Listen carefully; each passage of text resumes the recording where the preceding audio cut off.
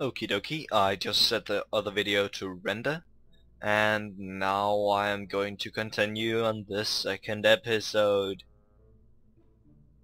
Where did I come from? Oh yeah, I didn't put the... Oh, god damn it. I forgot to put the RCS thrusters on while you weren't here.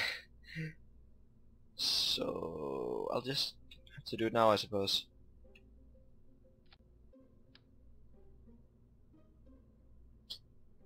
So we're gonna need some up here.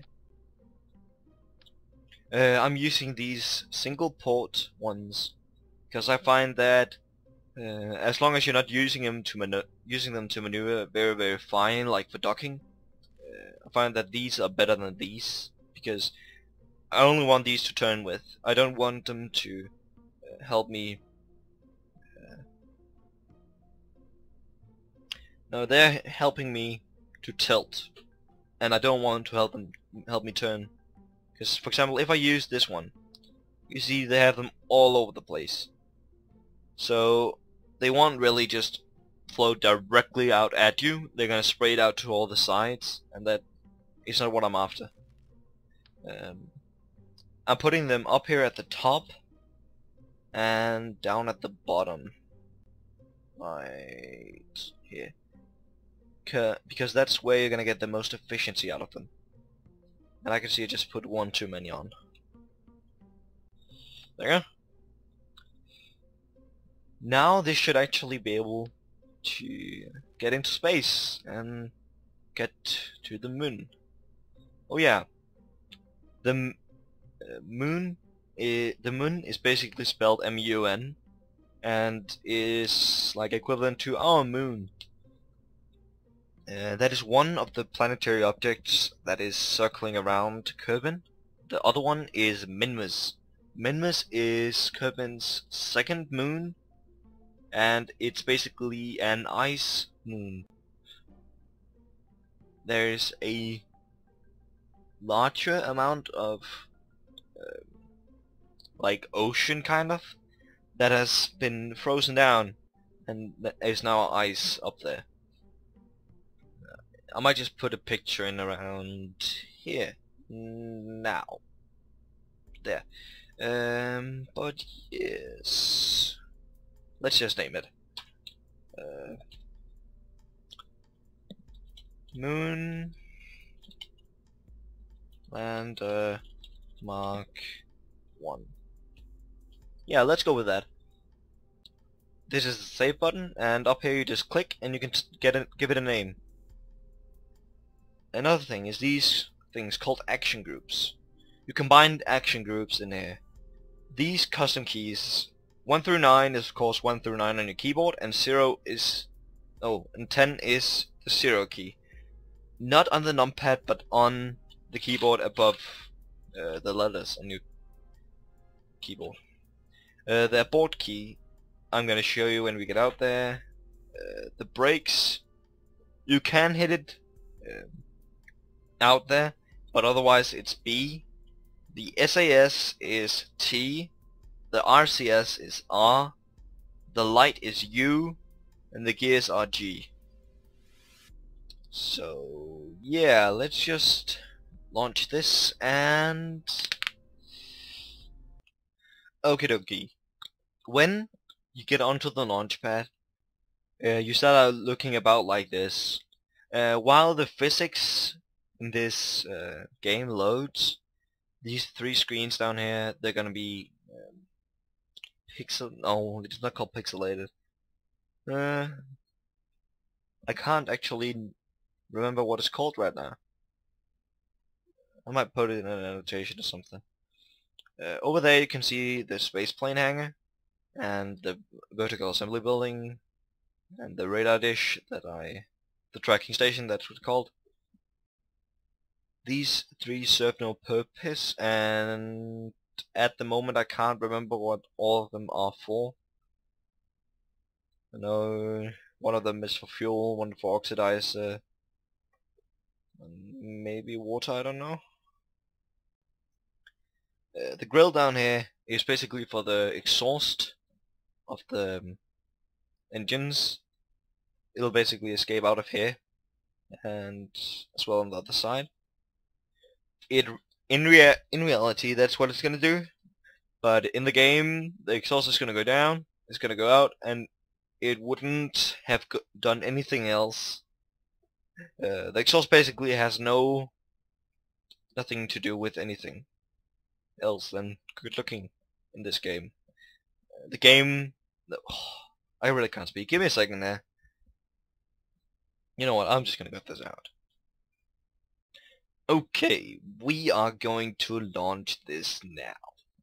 And we are launching in 3, 2, 1. And we have liftoff. Okay, the first thing I'm gonna do is I'm gonna hit T, so that the advanced SAS is basically gonna keep us on course by vectoring these engines here. The advanced SAS is placed up here, as you saw earlier, when I built it. The exhaust, as you can see, it has no purpose else than to look good, because in reality that is what is propelling you forward. In the game, it's not. But yeah, what you can see right here is overheating.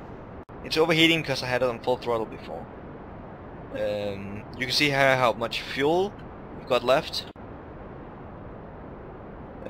which is showed on in this green bar, out from each engine. And each engine here has a stack of 3 the half fuel tanks.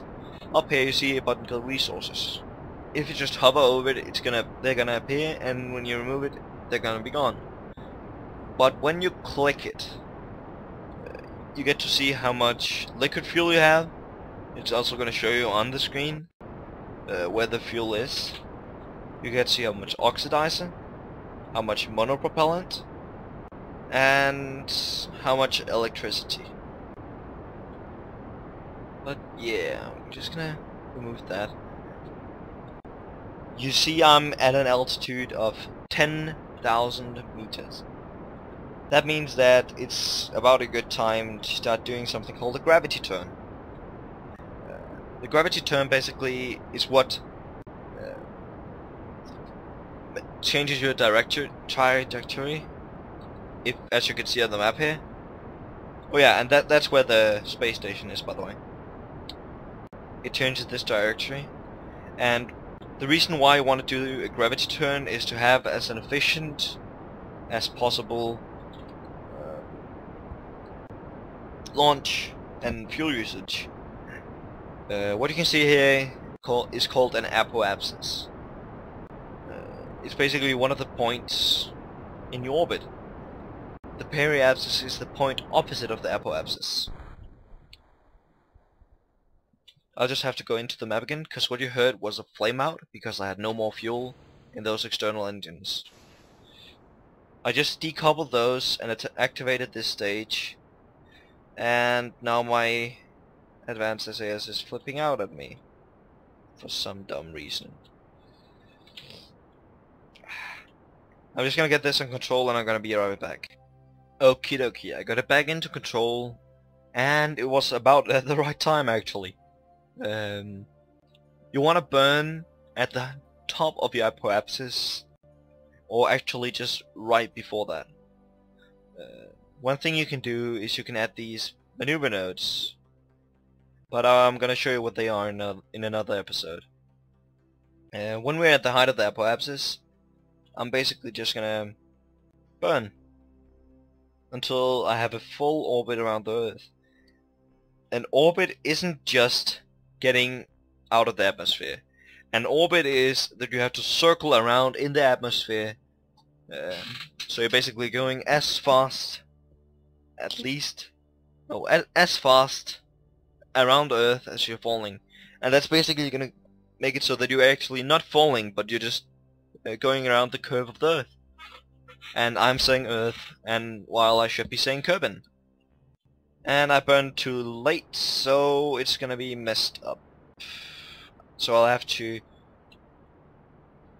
point a little further upwards. Upwards is the blue part of this panel down here.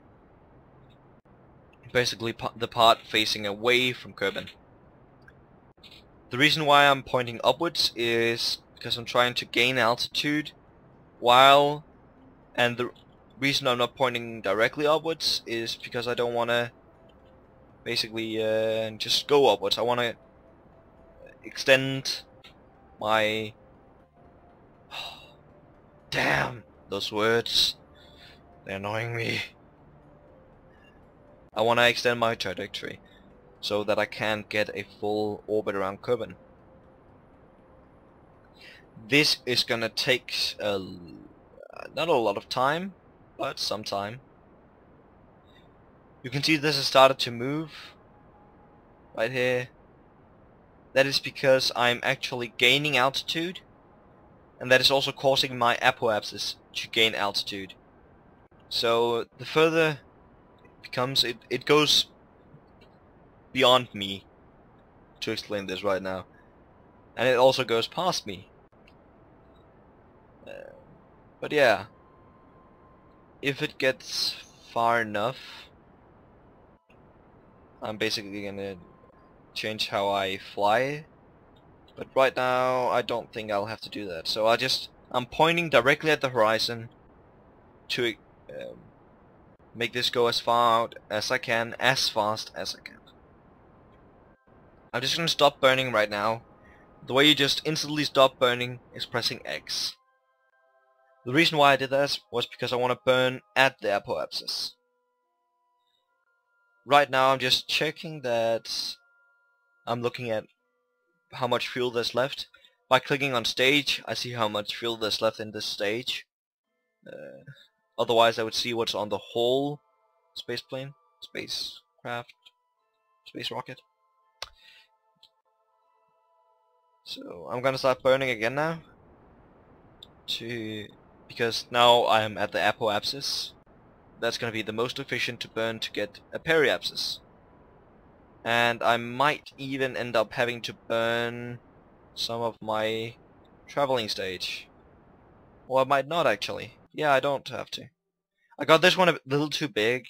You wanna have... It's nice to have a circularized orbit. A circularized orbit is basically where the apoapsis and the periapsis are identical. The height you see on the apoapsis and the periapsis is the height of the periapsis, basically, or the apoapsis compared to the water. So from the water to the apoapsis here, not the periapsis, there is 97.7 kilometers. And I'm starting a bit because I'm not English. You might have noticed that from the way I speak. But yeah. I am gonna check how long this episode has been, and I'll be right back.